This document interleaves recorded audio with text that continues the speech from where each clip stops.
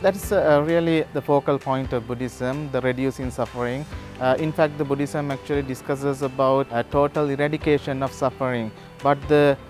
common point, the common ground that we can notice in these both areas, both talks about the suffering. In IHL concerns about a particular context, the armed conflict. But in Buddhism, it generally talks about the suffering that people experience in this cyclic existence in his entire life. Buddhism is a religion as well as a philosophy that heavily talk about reducing suffering. That is one of the main crux of Buddhism. IHL strives to make a balance between militant necessity and humanity. Although IHL does not discourage wage into war, it requires to have great respect to the rules of IHL in order to reduce the sufferings. Therefore, we can easily find a connection between Buddhist teaching, practices and ethics as well as the principles of humanitarian law. What Buddhism says is that every human being has value, whether Buddhist or not, he should be treated respectfully. And that's exactly what IHL says too. So I think they are compatible. We don't have to change Buddhism. It's just we have to change our attitudes. People's attitudes have to transfer, and that has to do with education. We have to educate our communities that we already do it, but we want to be more mindful of what we are doing. ผมว่าจริงๆแล้วมันจะมีมุมที่เชื่อมกันด้วยดีมากเลยก็คือว่าพุทธศาสนาก็เอื้อมากต่อกฎหมายของมนุษย์ในสงครามแต่แน่นอนพุทธศาสนาเนี่ยที่เราเข้าใจคือ 2,500 ปีไปแล้วนะครับเพราะฉะนั้นคงไม่ได้คาดว่าทุกอย่างจะต้องชัดช่วงนั้นแล้วก็คงต้องมีพัฒนาการโดยเพราะฉะนั้นกฎหมายล่าสุดปัจจุบันก็เอื้อต่อการเสริมหลักพุทธศาสนาในสนามไปด้วยจะเรียกว่า evolution หรือพัฒนาการธรรมชาติเนี่ยของทั้งตัวกฎหมายเองแล้วก็ศาสนาเองคือทั้งสองไม่ได้ static ไม่ได้นิ่งไม่ได้เหนื่อยพัฒนาไปเรื่อยๆแล้วมันก็ต้องมีคำถามนะครับว่าเพื่ออะไรก็ทั้งหมดนี่ก็คือความเอื้อต่อการเป็นมนุษย์ร่วมกับธรรมชาติร่วมกับชีวิตกับสัตว์ทั่วๆไปและอื่นๆในจะเรียกว่า cosmology หรือจักรวาลของสภาพของความเป็นและเราอยากจะให้เป็นที่ดีในความเห็นผมนะอาจจะกล่าวได้ว่าพระพุทธศาสนาเนี่ยเป็นที่มาของกฎหมายระหว่างประเทศนะครับโดยเฉพาะในกฎหมายจารีตประเพณีระหว่างประเทศนะครับถ้ามองลงไปในมิติลึกๆในแต่ละกฎแต่ละข้อเนี่ยจะได้เห็นว่ามีการอ้างถึงเรื่องการห้ามต่างๆในกฎหมายนะครับไม่ว่าจะเป็นการห้ามฆ่า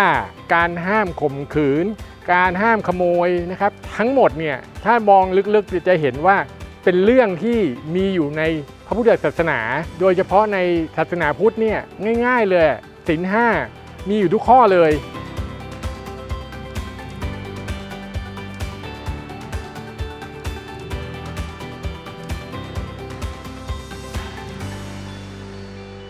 Buddhist soldier has certain principles to adhere and they need to adapt, especially 5 precepts. That is the basic principle, basic fundamental of any Buddhist person, Buddhist follower. So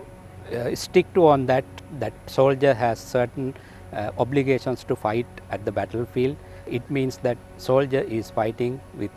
control and with some discipline. So that is the most important thing of a soldier in the current context.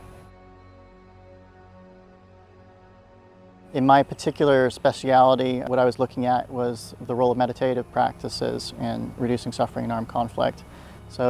in particular, it's about making sure that combatants are being mindful of what's going on in the battlefield, in the battle space, and making sure that they're making decisions that actually accord with IHL, particularly its principles of distinction, proportionality, and precautions. In the different panels, we have Buddhist scholar, texture scholar, military leaders, and also the lawyers, advisors. What they are talking in the discussion is how to put into practice. This is very important, rather than talking about the theory.